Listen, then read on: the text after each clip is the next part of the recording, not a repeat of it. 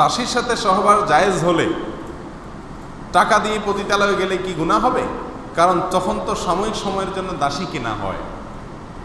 অত্যন্ত আফসোসের বিষয় যে প্রশ্নকর্তার দাসী সম্পর্কে ধারণা নাই।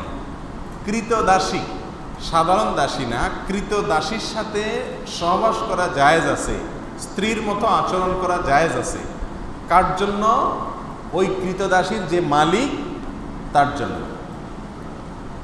কৃতদাসীকে তিনি মনে করেছেন কৃতদাসী মানে হলো বাসার কাজের লোক, নাউজুবিল্লাহ। কৃতদাসী হলো যুদ্ধের পরে, মনে করেন মুসলিমদের সাথে অমুসলিমদের যুদ্ধ হলো, সেই যুদ্ধের পরে পরাজিত যারা, তাদের মধ্য থেকে যারা বন্দী হয়ে চলে আসছে, যুদ্ধবন্দী, এদের মধ্যে পুরুষদেরকে বলা হয় কৃতদাস আর মেয়েদেরকে বলা হয় কৃতদাসী। তাহলে যুদ্ধবন্দী হিসাবে গ্রেপ্তার হয়ে কোনো একটা পক্ষের হাতে না আসলে তাকে কৃতদাসী বলা। যদি একটা লোক কাজের লোক হয়, কাজের বুয়া হয়, পুরুষ হোক মহিলা হোক, সে কখনো কৃতদাস কৃতদাসী না। কৃত দাস কৃতদাসী, যাকে ক্রয় করা হয়, বিক্রয় করা হয়, এই অপশন আছে। এখন কৃতদাসী যদি যুদ্ধবন্দী হিসাবে আসে, যে ব্যক্তির মালিকানায় আসবে, অর্থাৎ যোদ্ধাদের মধ্যে যে বন্টন করা হবে যুদ্ধলব্ধ সম্পত্তিতে, যার ভাগে পড়বে সে তার মালিক। সে চাইলে তাকে রাখতে পারে, চাইলে তাকে বিক্রিও করে দিতে পারে। এ হলো কৃতদাসী সম্পর্কিত সংক্ষেপে কথা।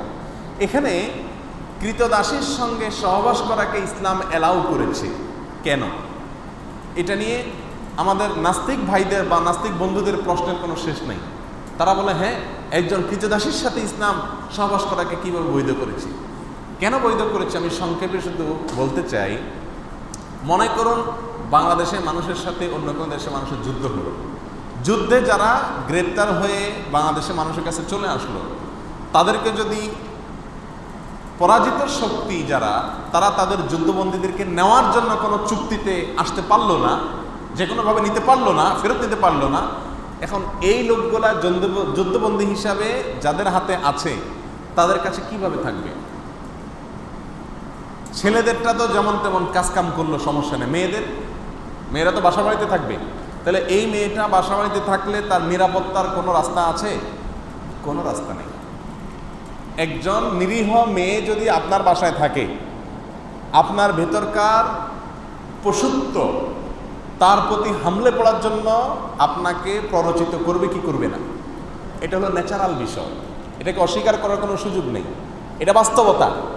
এই জন্য ইসলাম বিধান রেখেছে যে ওই ব্যক্তি যিনি সেই কৃতদাসীটাকে পাবেন, তার ভাগে বন্টন করা হবে, তাকে দেওয়া হবে রাষ্ট্রপ্রধানের পক্ষ থেকে, সেই ব্যক্তির স্ত্রীর মতো হয়ে যাবে। এই কৃতদাসী তার জন্য কি হয়ে যাবে? স্ত্রীর মতো হলে তার সন্তান, তার ভাই, তার অন্য কোনো লোক তার দিকে লোলুপ দৃষ্টিতে তাকাবার কোনো স্কোপ থাকবে না। এটা হলো তার জন্য এক ধরনের নিরাপত্তা নিশ্চিত করা। আমি কি বুঝাতে পারছি? এই লোকটা যদি তাকে বিক্রি করে দেয়, কেমন যেন একজন মেয়েকে তালাক দিয়ে আরেক জায়গায় বিয়ে দেওয়ার মতো।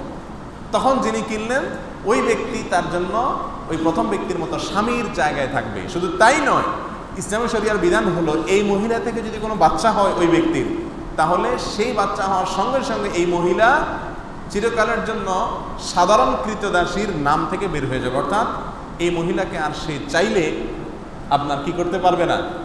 বিক্রি করতে পারবে না। তাহলে কৃতদাসী এক জিনিস আর কাজের বুয়া আরেক জিনিস। আপনি কৃতদাসীর সাথে সহবাস করা যায় সেজন্য পতিতালয়ে যাওয়াকে জায়েজ বলবেন, এটা মূর্খতা ছাড়ার কিছু না। আল্লাহ তাআলা হেফাজত করুন।